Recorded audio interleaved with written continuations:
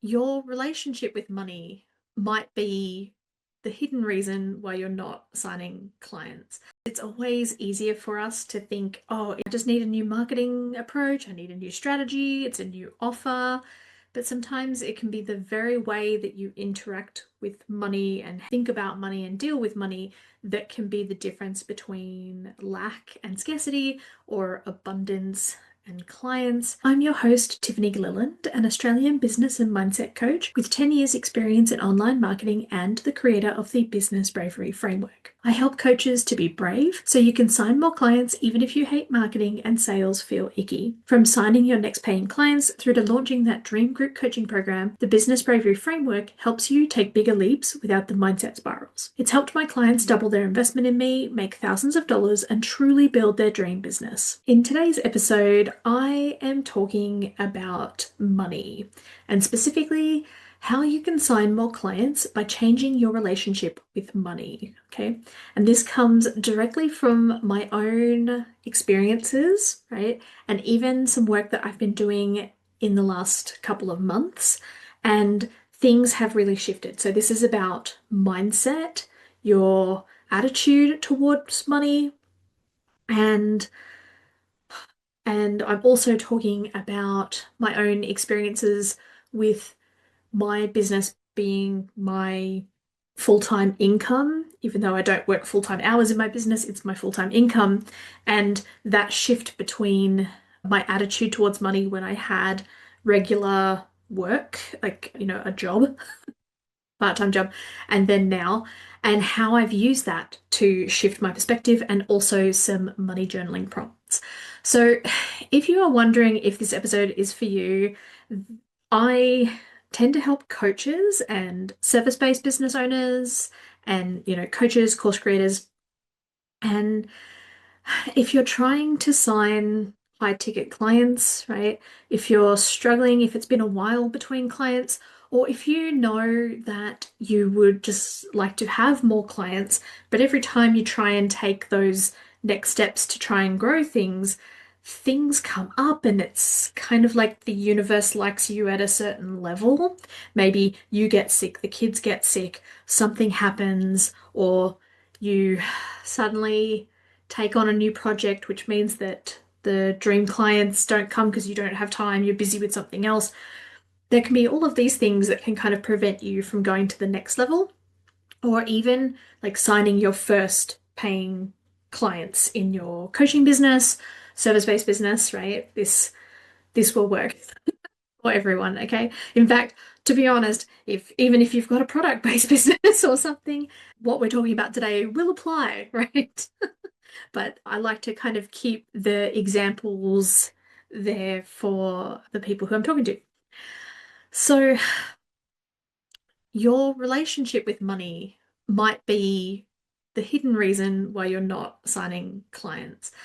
And it's going to be really interesting to dive into this because it's always easier for us to think, oh, it's a marketing. I just need a new marketing approach. I need a new strategy. It's a new offer.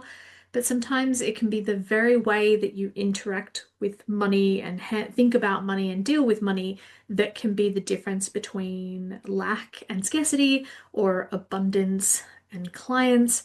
And as I say that, I just want to say for anybody out there who's perhaps like I used to be with it's like, yeah, yeah, I've heard about the lack and the scarcity and the abundance. Abundance can't be the answer, right? And I it's just the experience that I had with working on this stuff recently, and this has been an ongoing thing. This is not the first episode that I've done about money and that kind of thing, but just this work that I've done just put me into a new place and things fell into place within days of me doing this work. So this episode is definitely well worth a listen and keeping an open mind about, especially depending on how you think about the scarcity and the abundance and that kind of thing. Okay, so I just want to dive in a little bit more on my story and what's driving this because my story is going to be the big example here. Right? Of course, I have shared some of this stuff with clients of mine and see them make shifts around money as well. however, like my experience so far just has been the fastest transformation, and that's probably because I didn't always think this way about money, right? So once upon a time, back in the long, long ago, in the before time, Tiffany, that's me. I'm talking about myself in the third person. Not sure why. It's not in the notes, but I'm going there anyway. So I had a job, right? I had once upon a time I had a full-time job, and then I moved into part-time work so that I could build up a business on the side and all of that goodness. And during that time, my relationship with money, like I always had more than enough. I never had a problem logging into my bank account. I always knew that the money was coming and that, that whole feeling of regular income and it's coming and there will be money coming in.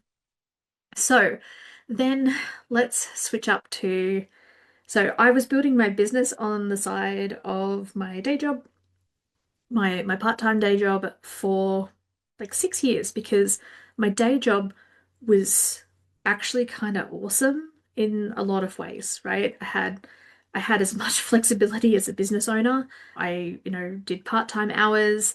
I had the freedom to, shift my times around and do anything that I needed to. And then during the, 2020 and all of that, then I also got to work from home with it and I didn't have to go into an office job. And so it was awesome. It wasn't one of those, I was severely oppressed and I didn't like it and that kind of thing. It was good. Like I have amazing people who I worked with and, we all got on really well. And in fact, going into the office was like social catch-up time half the time. So yeah, like it wasn't one of those things that I had to get out of, except for the fact that I wasn't living up to my potential, if that makes sense. Like I had these big dreams and I wasn't really stretching myself and that kind of thing.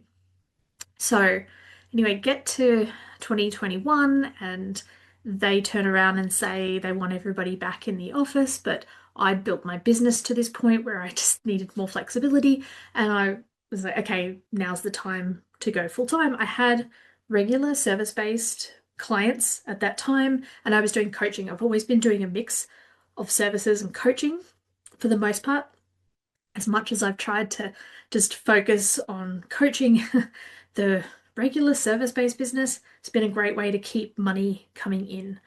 So on a regular basis. So and having that kind of backstop of money. So yeah, when I made that shift, I had regular clients, things were going well, and while I wasn't at that point of, oh, you know what, I'm making all of like the same amount that I would in my day job in my business, my thinking at the time had been I'm maxing out on time and capacity. If I just focus on this one thing, it will grow. So I shift into focusing on my business full time. And a couple of things happen, right? My nervous system starts freaking out like a mofo, right? So I suddenly was anxious all the time, nervous all the time. I had the shakes, and I hadn't had this kind of nervous system situation for quite some time.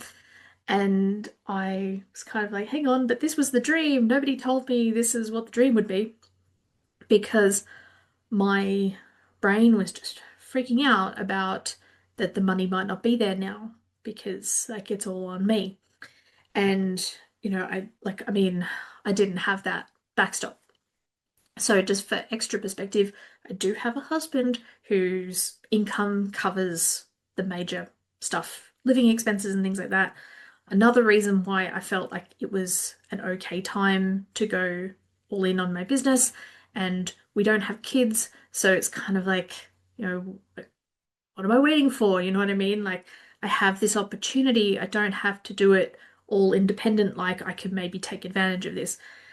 So, some fun stuff there. Anyway, so that happened, and then I had two clients cancel on me like a month after I went full time in my business. They stopped working with me, like they had to pull back in because of stuff going on, COVID related impacts as well. So, yeah, then I had real world evidence that everything was going poorly. So, yeah, this led to me like never wanting to open my bank account, never wanting to look in my budget spreadsheet, and just not wanting to know about the numbers in my business. And in fact, like the idea, anytime I had to log into my bank account, there was just always like this white hot fear that went like rushed through my body at the idea of having to open up my bank account in case there wasn't enough money there, right? Even though, right, there has always been enough money there, right? Like there's, yeah, I'm very grateful, very fortunate. We had a lot of savings before I made my crazy decisions and that kind of thing. Excuse me. So, right. So then I'd have like some thoughts like, what if I can't pay my bills? Like, and not wanting to face the whole failure and perfectionism of it. And I don't know if I've said this before, I might have in the other episode on money, but my my father, who's no longer with us now, but his existence rests heavy in my mind at times. He was an accountant, and both of my parents had multiple businesses, one of which was a seven-figure business of gross income, seven figures within a couple of years. So there's just like so much judgment and things like that. His voice in my head, there's just so much going on, right? And yes, so compare that to when I had like the part-time job. And so I had the room to make mistakes and that kind of thing. And yeah, and like sure, like I wouldn't, sometimes I would have bad months or something like that. But with the part-time job, I was still always able to contribute to our savings and have enough money to play around in my business, which I know that sounds like a hobby, but that's kind of how it was, right? And so, if I made mistakes, it was okay because there was always more money coming, right? And so this is, and like logging into my bank account, I didn't have to worry about like logging into my bank account. It was like making Vegemite toast, right?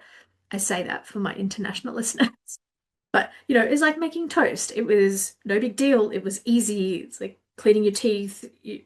There was no thought, fear, worry behind it. It was just log in, look at what the money's doing. Am I spending it on the things I want to be spending it on? And, you know, and just being okay with the world. Okay. So let's now shift all of this stuff, okay? Right. So like it totally makes sense that my brain was freaking out, especially considering that there's thoughts of, okay, it's all on you now, Tiff, and you can't make any mistakes, right? Some of my old perfectionism coming in. There was a lot of stuff going on that makes total sense. And what I didn't know at the time, and what I realized recently, thanks to a coach pointing it out to me, is that whole not wanting to look at the bank account. It was really centered around safety, right? Like my nervous system was freaking out and I felt like I was going to die, right? Like it was like, hey, there's warning, warning, if something doesn't happen, you won't have enough money to eat and live and all that, which wasn't the truth, but my nervous system certainly felt like it was the truth, right? So, yeah, I'm just looking at my notes. Sorry, there was plans. I've gone off in a direction and now I'm trying to come back to my notes and okay. Okay, so yeah, it makes total sense. And then when you think about the reticular activating system, and so like every time I either go to check the bank account or even the spreadsheets or I avoid them, it just sort of reinforces through the reticular activating system of there's not enough money, right? There's not enough, I'm not enough to make money. Sometimes like those two things go hand in hand. And something else that I didn't realize at the time was there was probably quite a bit going on in terms of my my identity, my self-esteem, and my like and self-love and that kind of stuff. Some stuff that I've been working on, and all of this is this beautiful, complicated type package. Okay, so when you start thinking that way, and then it just like it becomes a loop and it makes it easier to overthink every decision, right? Procrastinate on putting offers out there because like I didn't necessarily want to feel like I wasn't enough. I didn't want more proof that I wasn't enough, so I wouldn't make offers and things like that. And I did a post recently about it's not a sales problem, it's a feeling problem, right? And that whole ability to feel like process the feelings when somebody says no, especially if you lean towards a bit more of perfectionism or wanting a bit more of that outside validation or something like that, then yeah, there can be some issues with that kind of thing. So then, you're not putting as many offers out because you don't want that thought of there's not enough money, like, or I'm not enough to make money reinforced. And then that kind of reinforces it too, because you're not putting out offers and then, like people aren't signing up, right? So then fewer clients, you feel even worse. It can be this horrible, horrible cycle, right? And then like your brain says to you, see, like I told you it wasn't safe to even try and that kind of thing. The other thing too about there's not enough money in the bank account, there's not enough, it's not enough, there's not enough, is that your brain can also reinforce that as a loop as well, right? So then you start seeing it everywhere of like, okay, there's not enough people seeing my posts, there's not enough people wanting to sign up to be clients, even though you're like maybe not doing the things, not doing the visibility, not putting the posts out there, not talking to people, not off making offers to get on your opt-in, to get on calls, to, all of that kind of stuff, right? So now, how do we shift this? How did this all shift? Okay. So as I said, this is something that I have been working on for years, but the stuff that I have done in the last couple of months have just made an even bigger shift, right? Obviously, there's been some stuff on all sides. Like originally, when my body was first freaking out, when I first went full time in my business, I had a coach who helped me to shift the thinking because she asked me, okay, what are your thoughts? Like, what were your thoughts before when you had the job? Right. And I was like, oh, that the money is always coming, right? Like, it'll always be here, that kind of thing. She's like, so why don't you think that now? And I was like, oh, okay. So, like, obviously, part of me wants to argue and be like, well, I'm on my own now and that kind of thing. But actually, there's no downside to keeping that thinking of, okay, the money is coming. I know it's coming. And when I would, like, I'd be washing the dishes and I'd feel myself start to freak out a little bit, I would shift into the money is coming, right? I know it's on its way and that kind of thing. And then that's when clients would pay invoices and things like that. And I'd have some evidence and I'd be like, yes, here it is, it's coming, it's awesome. Right. So then recently, what I did was I joined this like amazing program on money, and I got these amazing money journaling prompts that I am going to share with you. And this allowed me to go even deeper and really tap into the safety side of it all, right? That feeling safe, and also create sort of a mantra. Like I created a few mantras, or like, I don't know, just things. I don't know. I don't necessarily want to call them affirmations. I know that can be problematic for some people, but just like my go-to sentence that I can perhaps keep repeating to myself when I feel these things.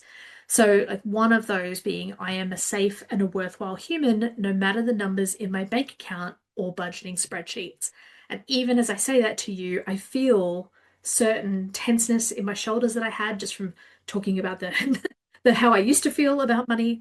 All of that has sort of started coming out of my shoulders just saying that sentence. Okay, so that's something that is worthwhile, that works for me, and I'm going to share the others and how we got there and all of that kind of thing.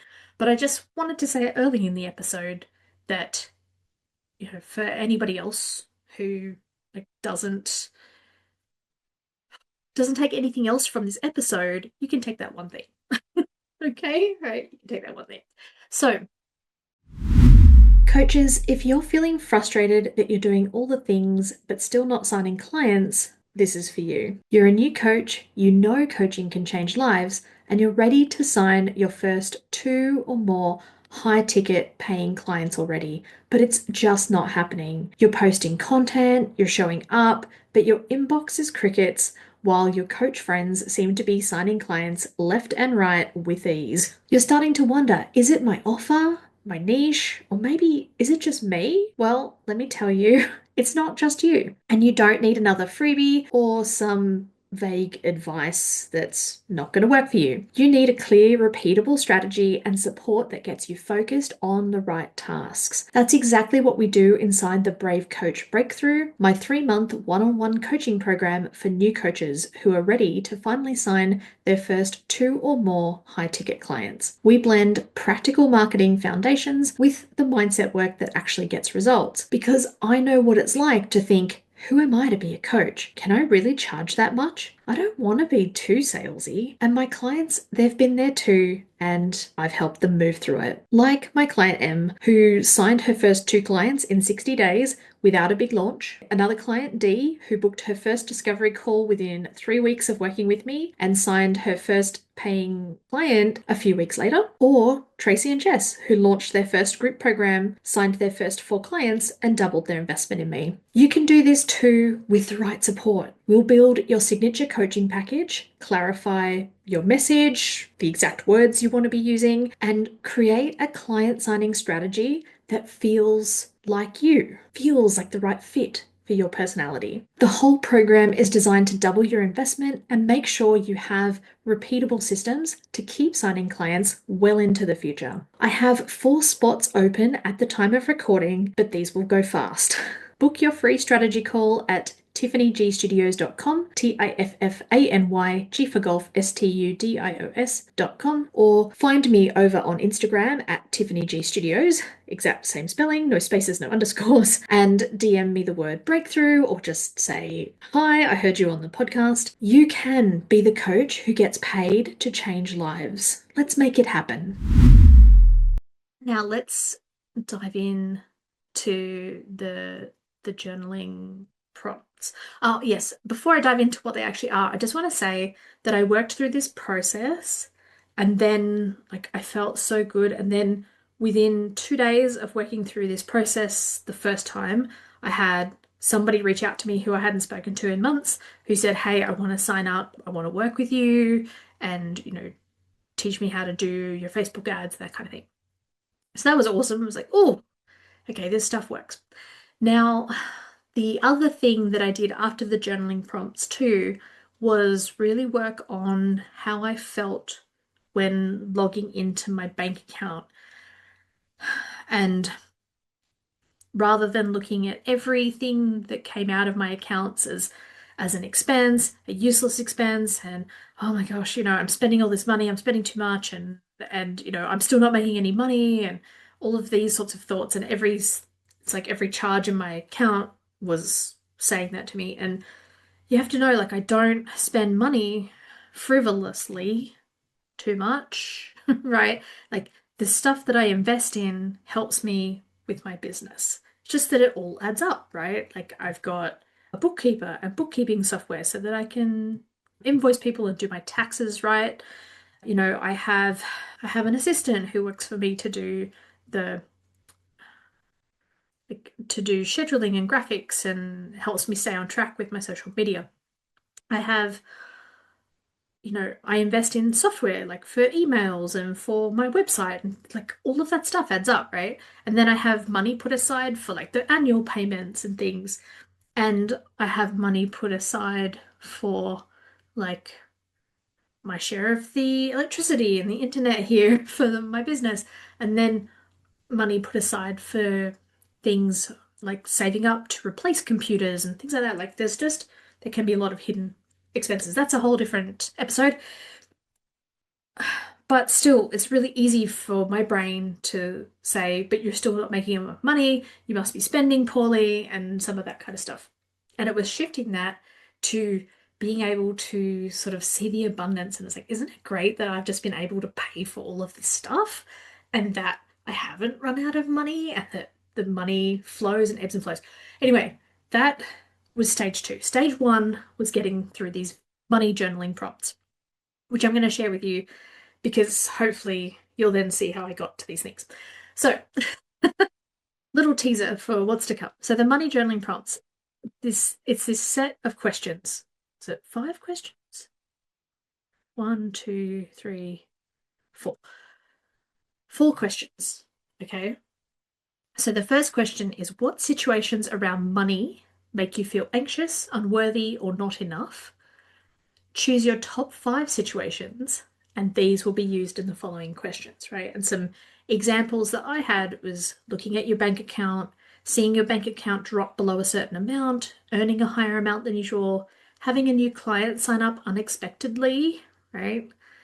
Saying no to a client who isn't a good match for you. Okay, so those were sort of my 5 that were they my 5? I don't know. This is what I have in the examples. This is what I send to my clients. So then then you kind of write those down and then you apply that for the next question, which is what story are you telling yourself about each trigger, right? These top 5 situations, right?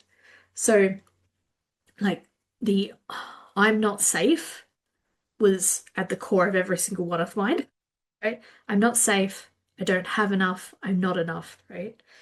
And I'm not sure. I have it in a journal somewhere where I went through and I wrote down like the paragraphs of the stories. So the next question is when was the first time you felt this way? Like what memories from childhood caused or reinforced these beliefs? Now, don't worry about tracking down the exact details or specific memories, right? Being aware of the stories is enough. But some things that might help you here is like parents' attitude about work and money, right? Hearing someone say money doesn't grow on trees or rich people are X, Y, and Z.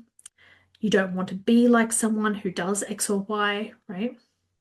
So, how can you rewrite or rescript? Okay, so then write those down. And then the next question, right? The final question is how can you rewrite and rescript these beliefs into a new money identity, right? Creating a script that you review every day, like you meditate and then you like reread these, right? Maybe you have them laminated on a desk or on a wall or something. And when your energy is in abundance and flow, you then review them and that kind of thing, right? Even better if you can do it first thing in the morning or last thing in the evening before sleep, right? Choose what works for you, but you're in that theta state and things go into the subconscious easier, right? So here's some examples of ones that I have used, right? So one is I am a safe and a worthwhile human being, no matter the numbers in my bank account. I love money and money loves me, right? I just threw that last bit in there, but I love it. Let's do it, right? I am safe and I welcome new clients effortlessly whenever they appear.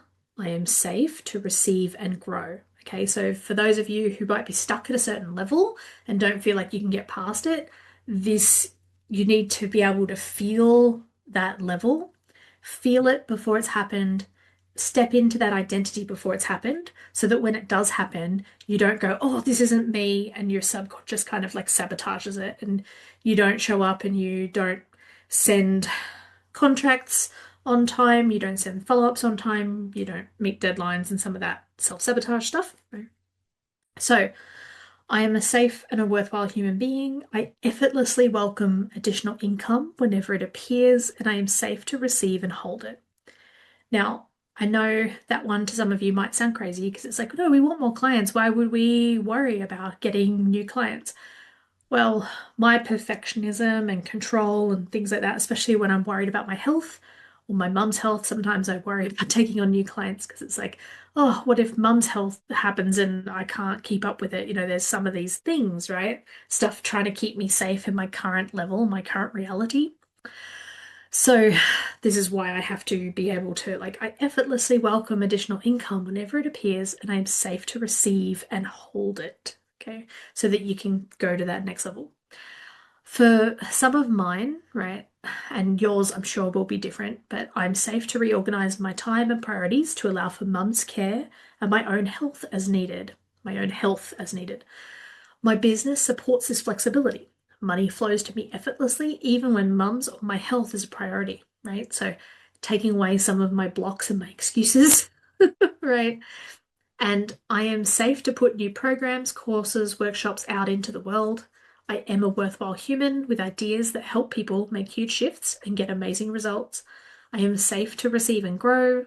Money flows to me effortlessly when I put my ideas out into the world, right? So, and in fact, that last one I was working on before I did my last like workshop, and I had people sign up and pay ahead of time, which was amazing. And yeah, like it's just it's allowed me to have a happier relationship with money and a happier relationship with my business as a tool for creating more money and that kind of thing. So that's the journaling prompts. I am planning to have those as a kind of download for people, right? I don't know if it will be ready at the time this episode goes out. I don't want to make any promises.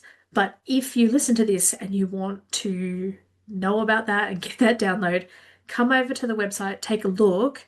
I will either put like a waitlist thing so that you can get it as soon as it's ready, or you can download it right at some point. It'll be downloadable. And if somebody's listening in a year from now, I'm sure it will be up by then. Okay. If you want a document like that. In fact, I can make it ready to be ready with this episode. It just won't look very pretty. It'll just be a Google Doc, a link to a Google Doc that you can copy. And maybe that's how it will be so that I can keep it easy. So that's that's the first shift that I made. And then within 2 days, I had someone reach out to work with me who I hadn't spoken to in a few months. Then the other shift I did, like I said, was actually like catching up on a backlog of, you know, banking and all that kind of thing. And I know I said I've caught up on backlogs before, and this is part of the work. Sometimes backslides happen, right? And in fact, it's really good to plan for backslides to happen because then you can get back on track even faster. What I really enjoyed, and I caught up on this just a couple of weeks ago, was caught up on like 3 months of bookkeeping backlog in my business. And man, like, and I did it, I just decided, I was like, you know what, rather than feeling like I'm under fire from the enemy, like I'm in a foxhole somewhere and taking all the fire, I'm going to get into this bookkeeping stuff and I'm just going to see the abundance. And rather than worrying about, oh, I must be spending wrong or doing everything wrong and I'm still not making money, that kind of stuff, right? For those of you who maybe don't know, it's like I had some illness, and so I'm coming back from illness and then trying to work around like just a new phase of my life where I'm looking after mum more and I'm, also looking after my own health issues. And every time my business starts to take off, it triggers one of those two things, and then I feel like I have to pull back. So now I'm trying to build my business in a different way. And part of that is leveling up my money mindset so that I can have those foundations as well to make money more flexibly and not have to work all the extra hours and things like that. So that's why, my brain's like, oh, you're not earning enough money. It's because I'm coming back from illness. And so I dropped, like, I didn't chase client or not chase, I didn't, make offers. I wasn't out there as much. And so I wasn't creating income, that kind of thing. So this is where this shift of just getting in and just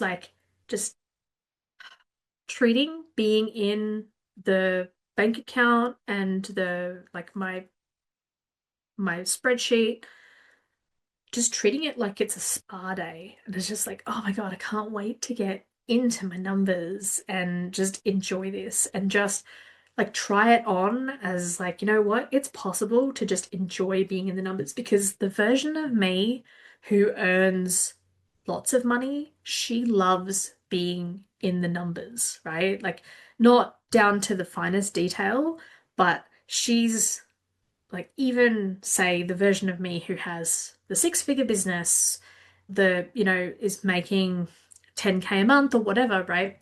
She does not worry about the money, right? So like, I mean, not to that degree. She's looking at, okay, what am I spending on? What's going on? How much am I saving and all that kind of stuff? And she loves it, right?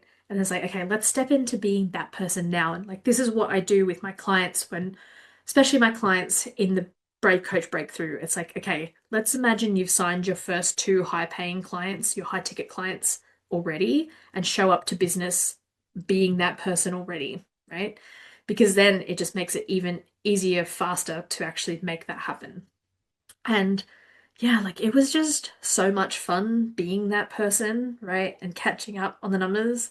And yeah, just like it's more fun than I've ever had before. Like I said, it was like a spa day where it's like I'm being pampered because I'm just feeling all the abundance and just thinking about the abundance of the the universe and all of that kind of thing. I mean, honestly, just try it on for a couple of minutes. Like, it's way more fun than looking at the numbers and being like, you're not enough. Why aren't you doing more? Why haven't you made more money? I thought you were smart. All of these things that I would either throw up into my brain consciously or I would like they'd be sitting in the background. I wouldn't want to think them, but it would just be the heaviness and the muck and nastiness and everything tight and everything. But it's just like show up to that like it's a spa day and you're being pampered and just loving every minute of it and loving the abundance and all that kind of stuff. And then, yeah, the very, very next day, I put an offer to someone and signed a service-based client.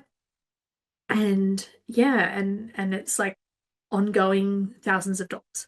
So I'm like, huh, there's my evidence of how amazing this is, right? And I've been trying to show up with more of that energy in other parts of my business too, because for quite some time, like my business, how I showed up, it was kind of like, it was the nasty bully in the corner. I didn't want to show up because I just felt bad because it wasn't earning enough and I didn't enjoy it. And it just, yeah, it wasn't fun and so much pressure and everything. And now I'm like trying to have fun with it. And that's a whole other episode. But those were the things that really helped to shift. And I know it sounds crazy, but try it on, try it out.